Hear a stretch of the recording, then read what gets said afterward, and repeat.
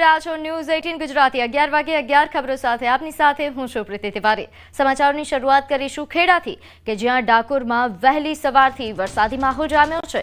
ડાકોરના ગ્રામ્ય વિસ્તારોમાં વરસાદી માહોલ જામ્યો છે, જેમાં નેસ, કાલસર, ધુણાદરા, સુઈમાં વરસાદ નોંધાયો તો બોડી, રણછોડપુરામાં પણ વરસાદી માહોલ જામ્યો છે। તો હાલ ખેડામાં વરસાદી માહોલ વહેલી સવારથી જ મેઘરાજા મહેરબાન બન્યા છે। ખાસ કરીને ખેડાના ગ્રામ્ય વિસ્તાર કે જ્યાં વરસાદી માહોલ સવારથી નોંધાઈ રહ્યો છે। નેસ, કાલસર, ધુણાદરા, સુઈમાં વરસાદ નોંધાયો। આ ઉપરાંત બોડી અને રણછોડપુરામાં પણ વરસાદી માહોલ જામ્યો।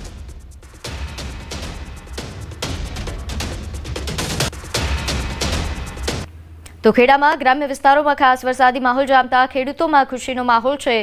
ખાસ કરીને હાલ જે ધીમી ધારે વરસાદ અહીં પડી રહ્યો છે, ઝરમર વરસાદ સવારથી જ નોંધાઈ રહ્યો છે। ડાકોરમાં પણ વહેલી સવારથી વરસાદી માહોલ જામ્યો છે, જેના કારણે અહીં જે ગરમીથી લોકોને રાહત મળી છે, લોકોને ઠંડકનો અનુભવ થઈ રહ્યો છે। ખાસ કરીને ગ્રામ્ય વિસ્તારો કે જેમાં બોડી અને રણછોડપુરા જેવા ગ્રામ્ય વિસ્તારો કે જ્યાં વરસાદી માહોલ છવાતા ખેતીલાયક વરસાદ પડતા ખેડૂતો પણ ખુશ છે। તો ડાકોરમાં પણ વહેલી સવારથી વરસાદ નોંધાયો, જેનાથી બફારાથી લોકોને રાહત મળી છે, કારણ કે છેલ્લા ઘણા સમયથી ગરમી અને બફારાનું પ્રમાણ આ વિસ્તારમાં ખૂબ વધી ગયું હતું અને આખરે ઝરમર વરસાદથી લોકોને ગરમીથી રાહત। તો આ તરફ રાજપીપળામાં મોડી સાંજે ધોધમાર વરસાદ નોંધાયો। વરસાદ તૂટી પડતા ગણેશ વિસર્જનમાં વરસાદ વિઘ્ન બન્યો, રંગમાં ભંગ પડ્યો અને ગણેશ પંડાલો સહિત નીચાણવાળા વિસ્તારોમાં ઠેર ઠેર પાણી ભરાઈ ગયા। જો કે ભક્તોની ભક્તિએ રંગ રાખ્યો અને ભારે વરસાદ છતાં લોકોએ મોજથી આનંદ લીધો। ધોધમાર વરસાદ વરસતા વરસાદમાં પણ ભક્તો મન મૂકીને નાચ્યા, ગણેશ પ્રત્યેની ભક્તિએ રંગ રાખ્યો। તો રાજપીપળાથી આ દ્રશ્યો કે જ્યાં ગણેશ પંડાલોમાં અહીં વરસાદી માહોલ છવાયો હતો। વરસાદ પડ્યો તેમ છતાં જે ભક્તો છે તેમને રંગ રાખ્યો અને વરસાદમાં પણ ભક્તોએ મન મૂકીને નાચ્યા અને ઉત્સવનો આનંદ માણ્યો હતો। તો ગણેશ વિસર્જન સમયે વરસાદ વિઘ્ન બન્યો, પરંતુ આ વિઘ્નને પણ લોકોએ અવસરમાં બદલ્યો અને ભક્તો જે છે તે ભક્તિ સાથે અહીં નાચતા ગાજતા વિસર્જન માટે પહોંચ્યા।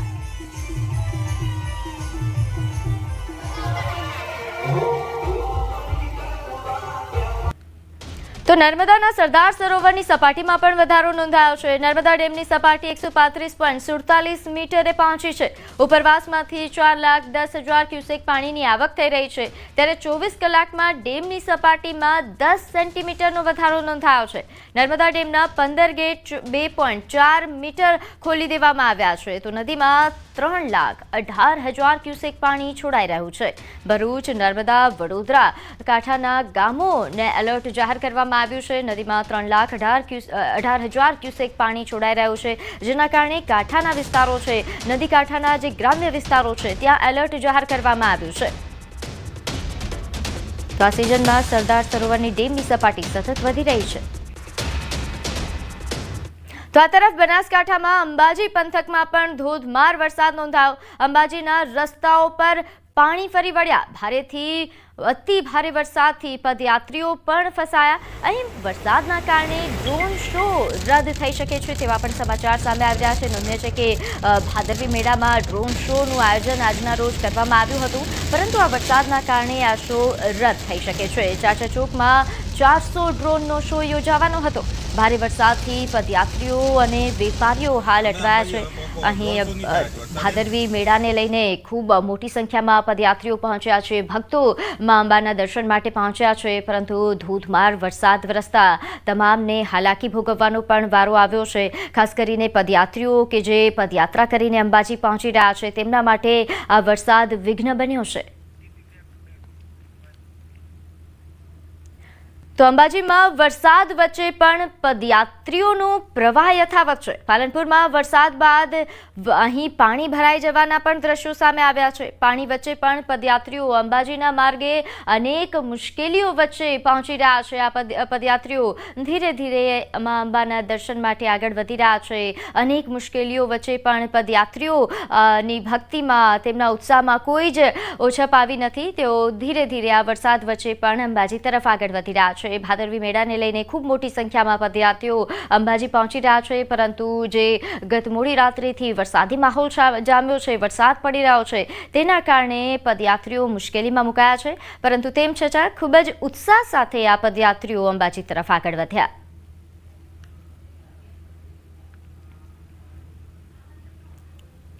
તો અંબાજીમાં ભારે વરસાદથી ડ્રોન શો રદ કરાયો। એક સાથે 400 ડ્રોનનો શો યોજાવાનો હતો। મોડી સાંજે વરસાદના કારણે આ ડ્રોન શો રદ કરવામાં આવ્યો। ડ્રોન શો માટે નવો સમય જાહેર કરવામાં આવશે। તો મોડી સાંજે જે વરસાદી માહોલ જામ્યો તેના કારણે આ ડ્રોન શો રદ કરવામાં આવ્યો છે। નોંધનીય છે કે 400 ડ્રોન સાથે અહીં એક શો યોજવાનું આયોજન કરવામાં આવ્યું હતું, પરંતુ વરસાદ વિઘ્ન બન્યો અને આ જે શો છે તે રદ કરવામાં આવ્યો છે। હવે ડ્રોન શો માટે નવો સમય જાહેર કરાશે જ્યારે વરસાદી માહોલ ઓછો થશે। વરસાદની સ્થિતિ બાદ કદાચ શોનું આયોજન થઈ શકે છે। તો દર વર્ષે ભાદરવી મેળામાં ડ્રોન શો એ આકર્ષણનું કેન્દ્ર બનતો હોય છે। ગત વર્ષે પણ આ જ પ્રકારે ડ્રોન શોનું આયોજન કરાયું હતું અને ખૂબ જ આકર્ષિત જે પ્રતિકૃતિઓ અહીં ડ્રોન શો માધ્યમથી રજૂ કરવામાં આવી હતી, એ લોકોમાં આકર્ષણનું કેન્દ્ર બની, પરંતુ આ વર્ષે આ ડ્રોન શો રદ કરવામાં આવ્યો।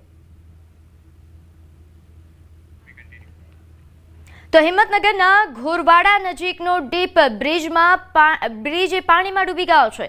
હાથમતી નદીના ધસમસતા પાણીનો પ્રવાહ ડીપ બ્રિજ પર ફરી વળ્યા હતા।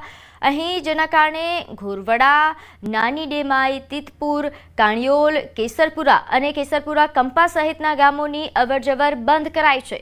3 દિવસથી 10 થી 12 ગામોની અવરજવર બંધ થતા પરેશાની વધી છે। પૂરના પાણી ઓસર્યા બાદ વાહન વ્યવહાર માટે રસ્તો ખુલી શકે છે। ડીપ બ્રિજ બંધ થવાને લઈને સ્થાનિકો પણ પરેશાન થઈ ગયા છે।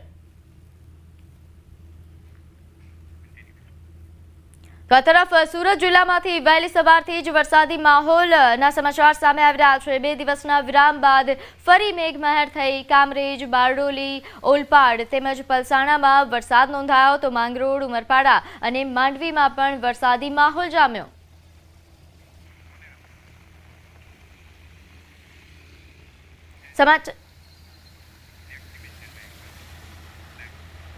તો સમાચારમાં આગળ વાત કરીએ ગીર સોમનાથ કે જ્યાં ટેકાના ભાવના રજીસ્ટ્રેશનમાં હાલાકી થઈ રહી છે। સર્વર ડાઉન રહેતા ખેડૂતોને મુશ્કેલી સર્જાઈ। રજીસ્ટ્રેશન માટે ખેડૂતો લાઇનમાં લાગ્યા। ખેડૂતોને દિવસ રાત લાઇનમાં ઊભું રહેવું પડે છે। ગ્રામ પંચાયત બહાર પણ ખેડૂતો લાઇનમાં લગાવીને ઊભા છે। નોંધનીય છે કે અહીં હાલ ટેકાના ભાવે ખરીદીની શરૂઆત થઈ છે, પરંતુ ખેડૂતો છેલ્લા ઘણા સમયથી હાલાકી ભોગવી રહ્યા છે। ટ્રાફિક એ માટે છે કે જે આપણે મગફળીના ને જે અટાણે રજીસ્ટ્રેશન થાય છે, બરાબર એમાં 3-3, 4-4 દિવસથી રજીસ્ટ્રેશન થાય છે ને પબ્લિક એટલી બધી હેરાન થાય છે કે આમાં ઘણા ખરા છોકરા લઈને અહીંયા આવે, કારણ કે ઘરે કોઈ ન હોય, બરાબર છોકરા લઈને અહીંયા આવે, હેરાન થાય, પાર્લેના બિસ્કિટ ખવડાવે, રોકાય રાત આખી। તો અત્યારે અહીંયા સર્વર ડાઉન છે ને કોઈ જાતની નોંધણી થતી નથી।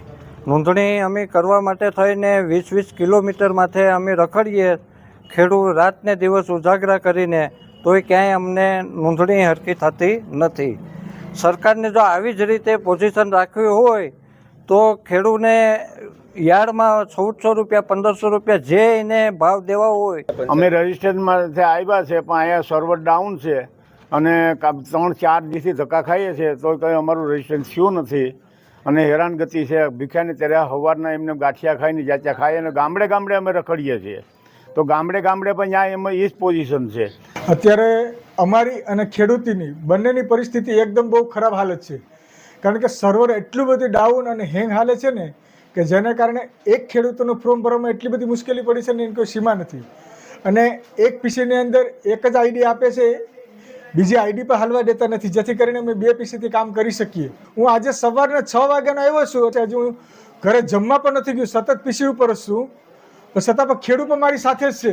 ગુજરાત સરકાર દ્વારા છેલ્લા 2 દિવસથી ટેકાના ભાવે રજીસ્ટ્રેશનની પ્રક્રિયા છે તે હાથ ધરવામાં આવી છે, પરંતુ ક્યાંક ને ક્યાંક હજુ પણ ખેડૂતો છે તે પરેશાન થઈ રહ્યા છે અને તેમને કારણે ન્યૂઝ 18ની ટીમ છે તે ગીર સોમનાથ જિલ્લાના કેટલાક ગામોમાં પહોંચી છે। અત્યારે રાત્રિના 10 વાગ્યા છે અને રાત્રિના 10 વાગ્યે પણ ખેડૂતો છે તે રાત ઉજાગરા કરી રહ્યા છે। જોઈ શકાય છે આ મિતિયાસ ગ્રામ પંચાયતના દ્રશ્યો છે અને મિતિયાસ ગ્રામ પંચાયતની બહાર ખેડૂતો છે તેમનો મેળાવડો લાગ્યો છે। ખાસ કરીને પંચાયત ઓફિસની અંદર પણ આપણે જવાનો પ્રયાસ કરીશું કે અંદર કયા રીતની પરિસ્થિતિ છે, કારણ કે અંદર વીસી છે તે પોતે રજીસ્ટ્રેશન કરવા માટેની પ્રક્રિયા છે તે હાથ ધરી રહ્યા હોય છે. જોઈ શકાય છે વીસી પોતે પણ અત્યારે રાત્રે 10 વાગે બેઠા છે અને ખાસ કરીને અહીંયા જે લોકો આવે છે તેઓને મોટી મુશ્કેલીનો સામનો કરવો પડી રહ્યો છે, કારણ કે સર્વર છે તે ડાઉન બતાવી રહ્યો છે. હું આપને બતાવવાનો પ્રયત્ન કરીશ. આ જે કોમ્પ્યુટરની સ્ક્રીન છે તેમના ઉપર વીસીએ છે તે પોતે મથામણ કરી રહ્યા છે. વીસીનું કેવું છે કે અત્યારે સર્વર છે તે ડાઉન છે. વહેલી સવારે 6 વાગે વીસી આવી જાય છે, રાત્રિના 10, 11 અથવા તો 12-1 વાગ્યા સુધી પણ રોકાય છે અને ખેડૂતો પણ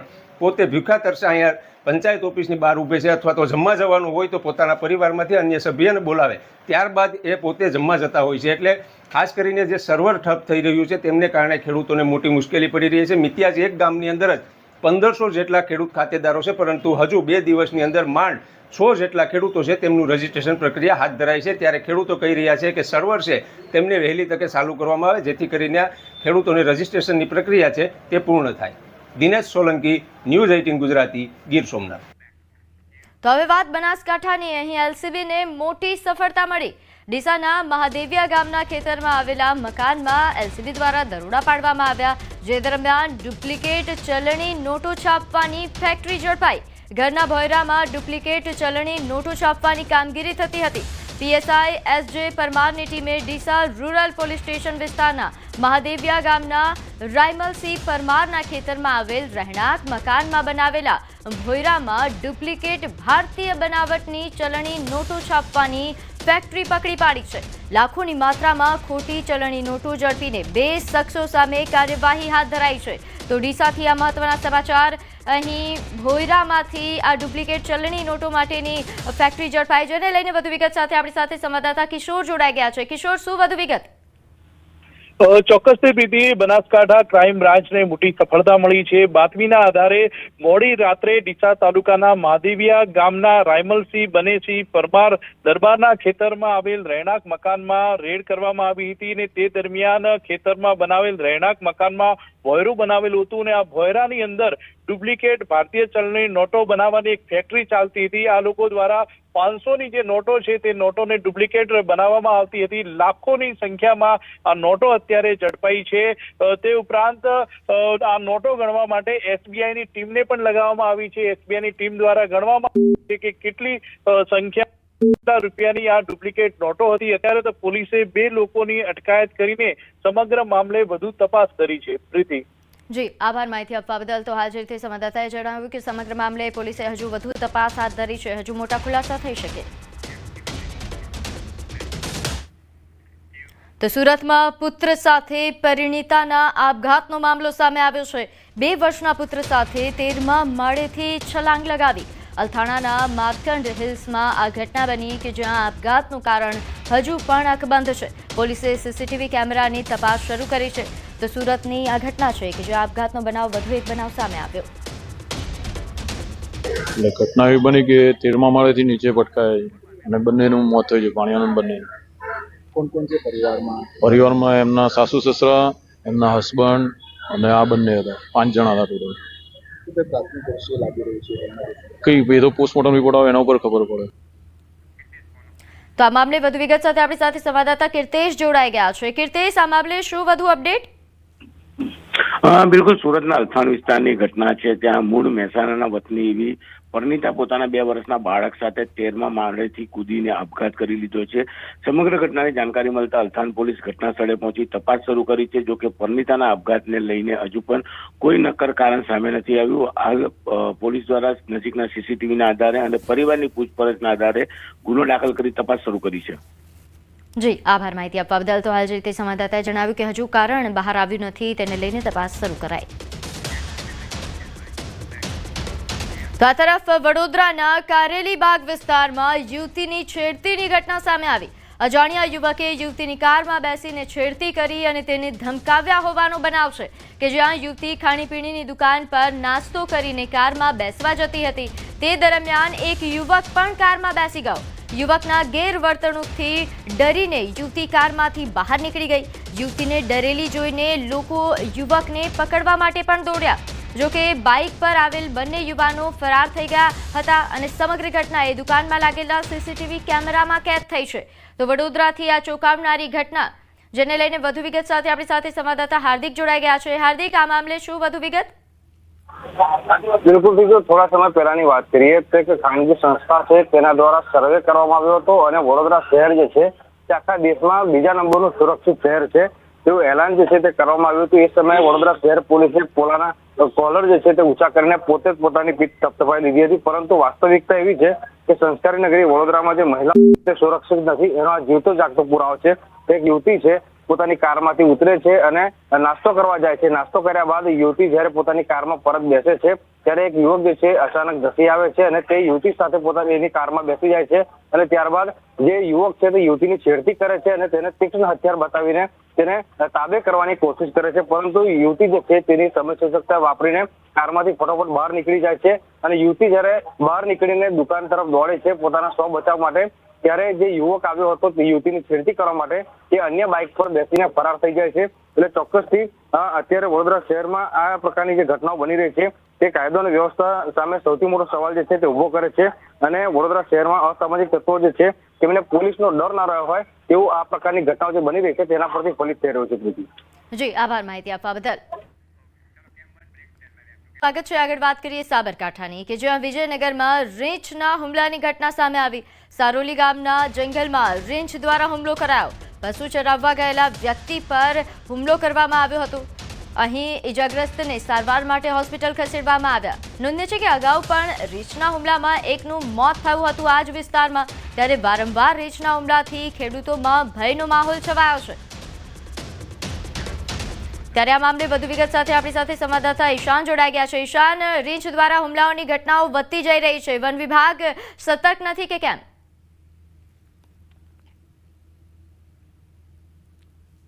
પ્રમાણ વધુ જોવા મળતું હોય છે ને અનેક વાર રીંછના હુમલાઓની ઘટનાઓ પણ સામે આવતી હોય છે. ત્યારે આ વિજયનગરનું સારોલી ગામ છે કે જ્યાં અગાઉ પણ 8 મહિના પહેલા જે એક ઇસમ ઉપર રીંછ દ્વારા હુમલો કરવામાં આવ્યો હતો જેનું મોત થયું હતું. ત્યારબાદ આ ફરીથી જે રીંછ 49 વર્ષીય ખેડૂત ઉપર રીંછ દ્વારા હુમલો કરવામાં આવ્યો છે. પશુ ચરાવવા માટે જંગલમાં ગયો હતો તે દરમિયાન રીંછે અચાનક હુમલો કરતા માથાના ભાગે ગંભીર ઈજાઓ પહોંચી હતી. ઈજાઓના કારણે તેને પહેલા તો હિંમતનગર અને ત્યારબાદ પહેલા તો વિજયનગર અને ત્યારબાદ હિંમતનગર સારવાર ખસેડવામાં આવ્યો.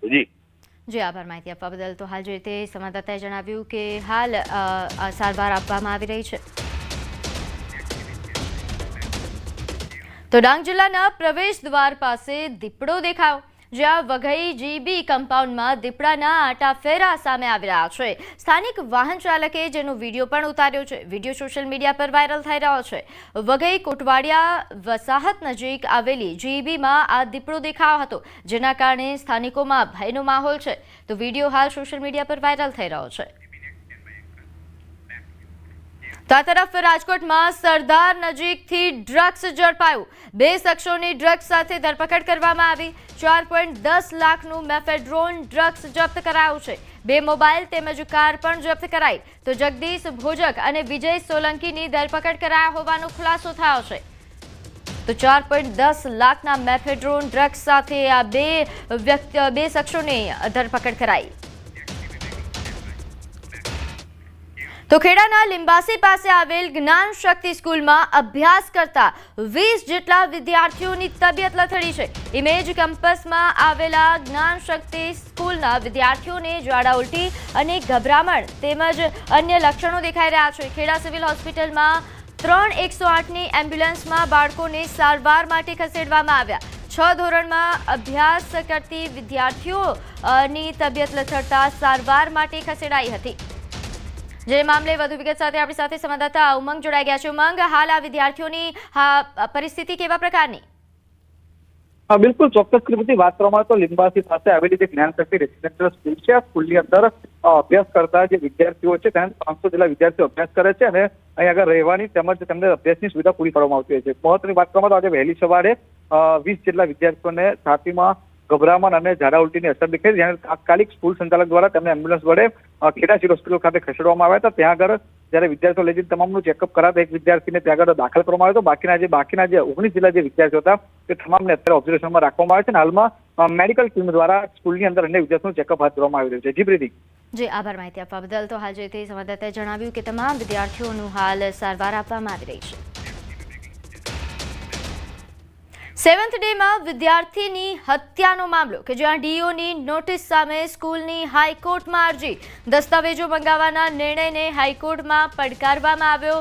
સરકાર અને ડીઓને પક્ષકાર બનાવ્યા. હાઈકોર્ટમાં આજે સુનાવણી હાથ ધરાશે. તો દસ્તાવેજો મંગાવવાના નિર્ણયને હાઈકોર્ટમાં પડકારાયો છે, જેને લઈને હવે આજે સુનાવણી હાથ ધરાશે. ખાસ કરીને જો વાત કરવામાં આવે, અહીં સરકાર અને ડીઓને પક્ષકાર બનાવ્યા છે.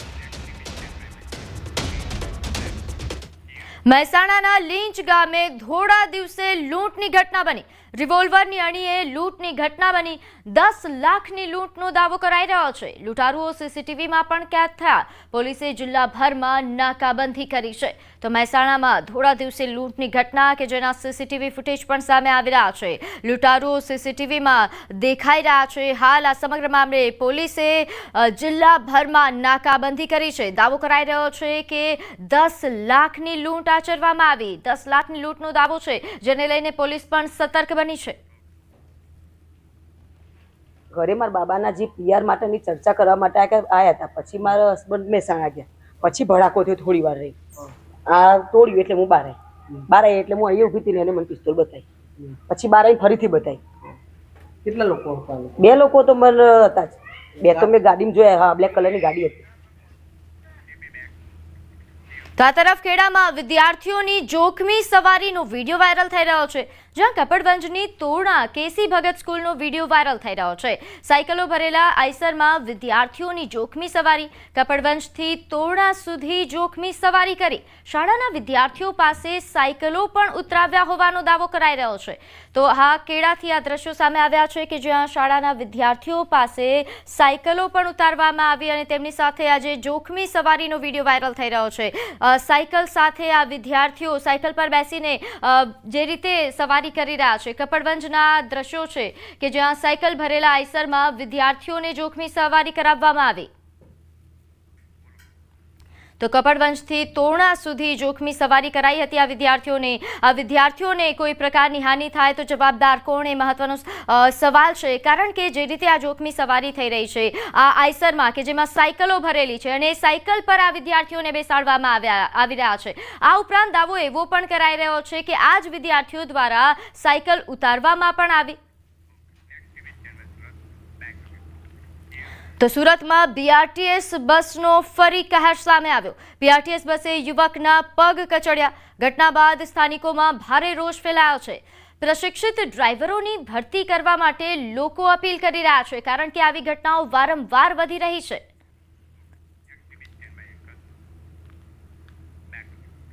તો રાજકોટ જિલ્લા હોમગાર્ડ કચેરી દ્વારા 40% પણ વધુ હોમગાર્ડ જવાનોને બીજો ઓર્ડર ન થાય ત્યાં સુધી ફરજ મોકૂફ કરવામાં આવ્યા છે. હાલ સુરત ખાતે ગણપતિ મહોત્સવમાં બંદોબસ્ત અર્થે કેટલાક હોમગાર્ડની ફાળવણી કરવામાં આવી હતી, જેમાં કેટલાક હોમગાર્ડ હાજર નહોતા થયા, તેમજ કેટલાક હોમગાર્ડ જવાનો બહાર ગામ ફરજ દરમિયાન વારંવાર જતા ન હોવાની ફરિયાદ પણ મળી હતી. જે અંતર્ગત હાલ શહેર તેમજ ગ્રામ્ય વિસ્તારોમાં કાર્યરત 500 જેટલા હોમગાર્ડ જવાનોને સજાના ભાગરૂપે બીજો ઓર્ડર ન થાય ત્યાં સુધી ફરજ મોકૂફ કરવામાં આવ્યા છે. ઉલ્લેખનીય છે કે રાજકોટ શહેરમાં હાલ 670 કે જ્યારે રાજકોટ ગ્રામ્યમાં 570 જેટલા હોમગાર્ડ્સ જવાનો ફરજ પર છે, જેમને ફરજ મોકૂફ કરવામાં આવ્યા. ગ્રામ્ય બંને થઈને 500 કરતાં વધારે હોમગાર્ડ જવાનોની જે પોલીસ સ્ટેશન વાઇઝ જે માંગણી હોય એ પ્રમાણેની જે રનિંગ જે ડ્યુટી છે એમાંથી હાલ ફરજ મોકૂફ કરેલ છે. અન્યથા જો સરકારશ્રી દ્વારા અન્ય જિલ્લાઓમાં કે આપણા શહેરમાં અથવા ગ્રામ્યમાં જ્યારે કોઈ બંદોબસ્ત આવશે ત્યારે એના બંદોબસ્તમાં એને અચૂક હાજર રહેવું પડશે. તો સુરતના જહાંગીરપુરામાં એક કેનાલમાં ગણેશજીની પ્રતિમા મળી આવી, જે અંગે જાગૃત નાગરિક હરેશભાઈ ઠક્કરને ધ્યાન આવતા તેઓ સ્થળ પર પહોંચ્યા હતા અને સાથે સાથે ગણેશોત્સવ સમિતિ સાથે જોડાયેલા અનિલભાઈ પણ સ્થળ પર પહોંચ્યા અને તે લોકોએ મૂર્તિને બહાર કાઢી. જ્યારે તમે ભગવાન ગણેશજીને રંગેચંગે લાવતા હોય પોતાના ઘરે કે મંડપમાં, તો તેનું વિસર્જન ખૂબ પવિત્ર થવું જોઈએ. અને કન્સેપ્ટ તમને આપ્યો જ છે કે તમે તમારા ઘર પાસે પણ કુંડ બનાવી કે એક સરસ નાનું પાત્ર લઈને એમાં વિસર્જન કરી શકો. ન કરી શકતા હોય તો સુરત મહાનગરપાલિકા દ્વારા પણ હાલમાં 12 કૃત્રિમ તળાવ પહેલે દિવસથી કાર્યરત છે, તો એમાં તમે લાભ લઈ શકો.